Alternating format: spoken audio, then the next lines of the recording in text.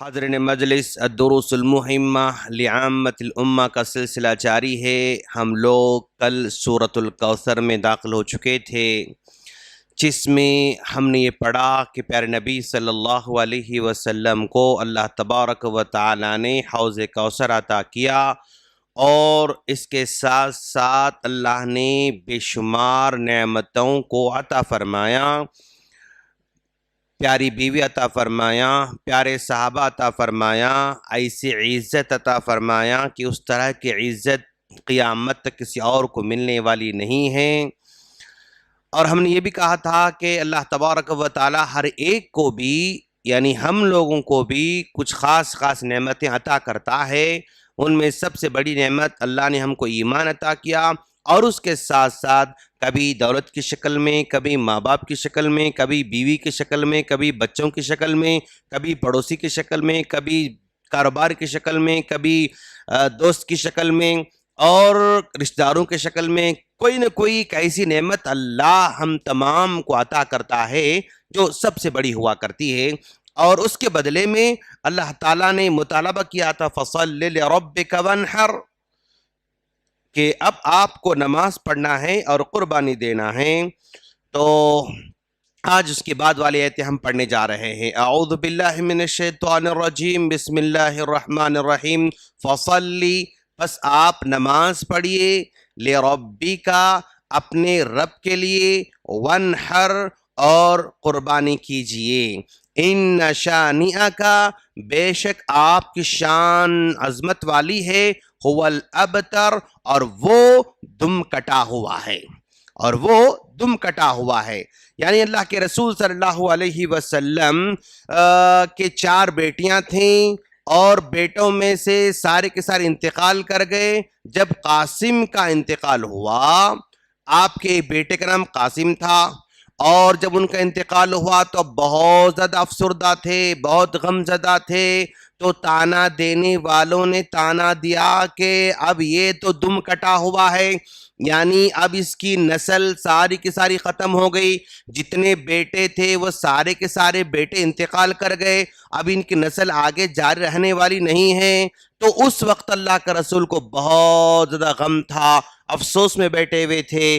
ایسے موقع پر اللہ تبارک و تعالی سورہ کوثر نازل فرما کر آپ کو تسلی دیتا ہے کہ ہم نے آپ کو حوض کوثر عطا کیا ہے، اور آپ کی شان تو بہت بلند ہے۔ جو آپ کو تانے دیتا ہے وہی دم کٹا ہوا ہے، اس کی نسل آگے بڑھنے والی نہیں ہے، اس کو کوئی یاد رکھنے والا نہیں ہے، لیکن دنیا آپ کی شان کو بہت زیادہ جو ہے عظمت والی ماننے والی ہے۔ اس طرح یہاں پر اللہ کے رسول کو تسلی دی گئی ہے۔ فصلی، بس آپ نماز پڑھیے، لربک، اپنے رب کے لیے۔ تو گویا اس میں اخلاص کے ساتھ نماز پڑھنے کا حکم دیا گیا ہے۔ وانحر، اور قربانی کیجئے۔ نحر کا مطلب یعنی اونٹ کو ذبح کرنے کا آتا ہے، ذبح کا مطلب گائے اور بکری کو ذبح کرنے کا آتا ہے، تو بیل کو ذبح کرنا آتا ہے۔ تو نحر یہ خاص ہے اونٹ کے لیے، اور ذبح جو ہے دوسرے جانوروں کے لیے۔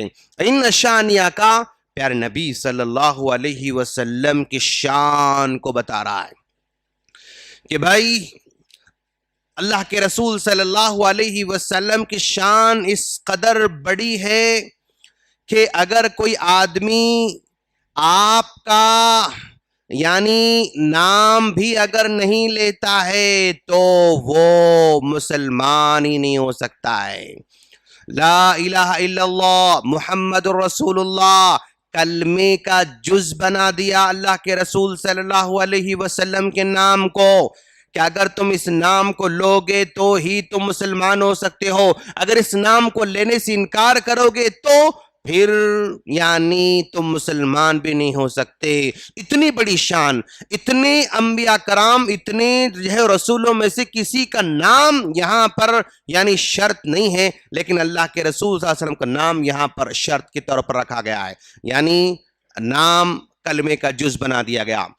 اور ذرا دیکھو آپ، اگر ہم اذان دیتے ہیں اس اذان کے اندر بھی اشہد ان محمد رسول اللہ، تو گویا 5 وقت مؤذن اللہ کے رسول صلی اللہ علیہ وسلم کے نام کے بغیر وہ اذان بھی مکمل نہیں ہو سکتی۔ ہمیشہ اور ذرا دیکھو آپ، یعنی پوری دنیا کے اندر یعنی مان لیجیے فار ایگزامپل یہاں اگر فجر کی اذان شروع ہو جاتی ہے تو پھر اس کے بعد دھیرے دھیرے سورج اگر آگے بڑھتا ہے، یہاں شروع ہوتی، یہاں شروع ہوتی، یہاں شروع ہوتی، یہاں شروع، یہاں شروع، یہاں شروع، ایسے ایسے ایسے ایسے 24 گھنٹے میں ہر پل کہیں نہ کہیں اذان کا ٹائم ہوتے رہتا ہے اور اللہ کے رسول کا نام اس میں آتا ہے۔ پھر ظہر کا ٹائم، پھر عصر کا ٹائم، پھر مغرب کا ٹائم، پھر عشاء کا ٹائم، یعنی 24 گھنٹے میں کوئی بھی ایسا ٹائم نہیں گزرتا جس میں دنیا میں کہیں اذان نہ ہو رہی ہو۔ کوئی 24 گھنٹے اللہ کے رسول صلی اللہ علیہ وسلم کا نام کہیں نہ کہیں جو ہے لیا جا رہا ہے۔ اور اللہ کے رسول صلی اللہ علیہ وسلم کو ذرا دیکھو آپ، اگر ہم اقامت کہتے ہیں تب بھی اللہ کے رسول صلی اللہ علیہ وسلم کا نام لینا ہوگا۔ کتنی بڑی عظمت والا بنایا پیارے نبی صلی اللہ علیہ وسلم کو۔ اللہ کے رسول صلی اللہ علیہ وسلم بیٹھے ہوئے ہیں، صحابہ کرام بیٹھے ہوئے ہیں۔ صحابی نے پوچھا کیف عرفت انک نبی یا رسول اللہ، اللہ کے رسول آپ کو کیسے پتا چلا کہ آپ نبی بن گئے، آپ نبی بنے، آپ کیسے پتا چلا؟ تو اللہ کے رسول صلی اللہ علیہ وسلم نے کہا اتانی ملکانی، میرے پاس 2 فرشتے آئے، ایکس اور وائی 2 فرشتے میرے پاس آتے ہیں۔ وانا ببعض بطحہ مکہ ایک پورے شہر کا نام ہے، اس میں بطحہ ایک چھوٹے پلیس کا نام ہے، بطحہ ایک پلیس کا نام ہے، وہاں پر میں بیٹھا ہوا تھا۔ بطحہ گراؤنڈ کا نام، میدان کا نام، چٹیل میدان کا نام بطحہ ہے۔ 2 فرشتے میرے پاس آتے ہیں اور ایک فرشتہ میرے پاس قریب میں آتا ہے اور دوسرا فرشتہ والآخر بین السماء والارض، زمین و آسمان کے درمیان میں کھڑا ہوا ہے۔ ایک فرشتہ میرے پاس آیا، دوسرا فرشتہ زمین و آسمان کے درمیان میں کھڑا ہوا ہے۔ یہ کہتا ہے، یہ اسے کہتا ہے کہ ہوا ہم جس کے پاس آئے ہوئے کیا وہی ہے؟ یہ کہتا ہے نام ہوا، جی ہاں یہ وہی ہے جس کے پاس ہم آئے ہوئے ہیں۔ اچھا، تو کنفرم ہو گیا کہ ہم صحیح آدمی کے پاس آئے ہوئے ہیں۔ اس کے بعد اللہ تبارک و تعالیٰ کے حکم سے ایک فرشتہ کہتا ہے کہ یہ کہتا ہے کہ ایک ترازو کو لا کر کھڑا کر دیا جائے، ایک ترازو کو لا کر کھڑا کر دیا جائے۔ چنانچہ ایک ترازو کو لایا گیا اور اس ترازو کو لا کر کرنے کے بعد وہ فرشتہ حکم دیتا ہے، یہ بیچ والا فرشتہ حکم دیتا ہے یہاں کے فرشتے کو زنہ برجل، ایک پلڑے میں نبی کو رکھا جائے اور ایک پلڑے میں جو ہے امتی کو رکھا جائے۔ فوزنت بھی، ایسی کیا گیا، میں پلڑے میں ہوں اور ایک امتی پلڑے میں ہے۔ جیسے ہی رکھا گیا تو یہ امتی کا پلڑا ایسے ہلکا ہو جاتا ہے اور میرا پلڑا ایسے بھاری ہو جاتا ہے۔ امتی کا پلڑا ہلکا ہو گیا، میرا پلڑا بھاری ہو گیا۔ اچھا، پھر یہ فرشتہ کہتا ہے زنہ بعشرین، بھئی کام کرو، ایک کے مقابلے میں تو نبی بھاری ہو گئے، 10 رکھو۔ تو پھر یہاں نبی ایک ہیں اور یہاں پر 10 لوگوں کو رکھا جا رہا ہے، تب بھی یہ امتی کا پلڑا ہلکا ہو جاتا ہے، نبی کا پلڑا بھاری ہو جاتا ہے۔ یہ فرشتہ کہتا ہے زنہ بمئۃ، ایک کام کرو 100 لوگوں کو رکھو۔ تو اس پلڑے میں 100 لوگوں کو رکھا گیا اور اس پلڑے میں صرف نبی ہیں، تب بھی یہ پلڑا ہلکا ہو گیا اور یہ پلڑا بھاری ہو گیا۔ یہ فرشتہ کہتا ہے زنہ بألف، اچھا یہ کام کرو 1000 کے مقابلے میں تولو۔ تو پھر اس پلڑے میں 1000 امتیوں کو رکھا گیا اور یہاں پر نبی اکیلے ہیں۔ تو اللہ کا رسول کہہ رہے ہیں کہ 1000 لوگ جب اس میں رکھے گئے اور یہ پلڑا ایسے اوپر جا رہا ہے، میرا پلڑا ایسے نیچے جا رہا ہے، میں ایسے سر اٹھا کر دیکھ رہا ہوں، کانی انظر الیہم یلتفتون علی من خفت المیزان، کھچا کچ یہ پلڑا بھرا ہوا ہے، ایسے لگ رہا ہے کہ پلڑے میں سے لوگ نکل کر مجھ پر گرنے والے ہیں، ایسے لگ رہا ہے کہ لوگ پلڑے میں سے نکل کر گرنے والے ہیں، اس قدر ہلکا پلڑا ہو گیا اور یہ بھاری پلڑا ہو گیا۔ تو یہ فرشتہ کہتا ہے اچھا، 1 کے مقابلے میں تولا، بھاری ہوئے نبی، 10 کے مقابلے میں بھاری ہوئے، 100 کے مقابلے میں بھاری ہوئے، 1000 کے مقابلے میں بھاری ہوئے۔ لو وزنتہ بامتہ، بھائی 100,000 نہیں، اگر ساری کی ساری امت کو قیامت تک آنے والی پیارے نبی کی جتنی امت ہے وہ پوری کی پوری امت کو بھی اس میں رکھیں، نبی صرف ایک پلڑے میں رہیں، تب بھی نبی کا پلڑا بھاری ہو جائے گا، یہ امت کا پلڑا ہلکا ہو جائے گا، نبی کا پلڑا بھاری ہو جائے گا۔ ان شانئک، آپ کی شان ایسی ہے کہ بھائی اگر ایک طرف آپ ہیں، پوری امت ایک طرف ہے، تب بھی آپ کا پلڑا بھاری ہے، آپ کی عزت بھاری ہے، آپ کا مقام بڑا ہے، آپ کا مرتبہ بڑا ہے، آپ کا حکم بڑا ہے، آپ کی باتیں بڑی ہیں، آپ کی نصیحتیں بڑی ہیں، آپ ہر چیز آپ کی بڑی، ان شانیہ کا، اس قدر عظمت والی آپ کی شان ہے۔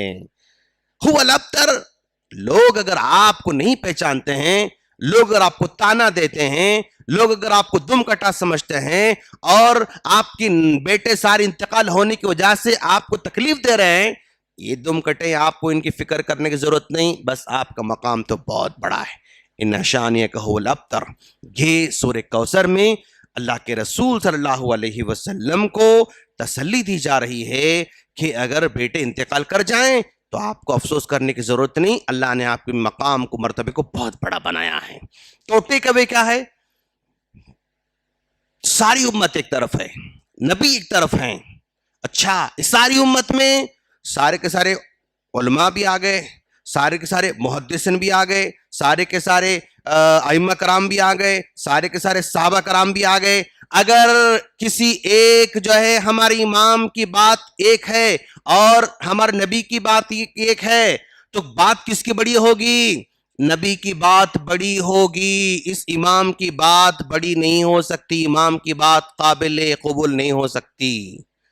نبی ایک کہہ رہے ہیں، کوئی امام ایک کہہ رہا ہے، تو ایکسپٹ کس کو کرنا ہے؟ نبی کی کرنا ہے، امام کی نہیں کرنا ہے۔ کیوں؟ ان کا مقام بڑا ہے، ان کا مقام کوئی مطلب نبی کے مقام کچھ مقام نہیں ہے۔ نبی کے اخلاق کے سامنے دوسروں کے اخلاق کوئی مقام نہیں ہو سکتا ہے۔ آپ کا حکم، آپ کا عمل، آپ کا ترن، آپ کی سنت، آپ کی نفل، آپ کے ہر چیز جب نبی کی بات آتی ہے تو امت کی حیثیت اس کے سامنے کچھ بھی نہیں رہ سکتی۔ نبی کا حکم آ جائے، نبی نے ایسا کیا، امام نے ایسا کیا، تو کس کی بات لینا ہے؟ نبی کی بات لینا ہے، امام کی بات کو چھوڑ دینا ہے۔ نبی نے ایسا کیا، صحابہ نے ایسا کیا، تو نبی کی بات لینا ہے، صحابہ کرام کی بات کو چھوڑ دینا ہے۔ تو ان شانئک هو الابتر، آپ کی شان بہت عظمت والی ہے۔ ہم اللہ سے دعا کرتے ہیں اللہ تعالی ہم تمام کو نبی کے مقام کو سمجھنے کی توفیق عطا فرمائے، آمین۔ سبحانک اللہم بحمدک، اشہد ان لا الہ الا انت، استغفرک واتوب الیک۔ السلام علیکم ورحمۃ اللہ وبرکاتہ۔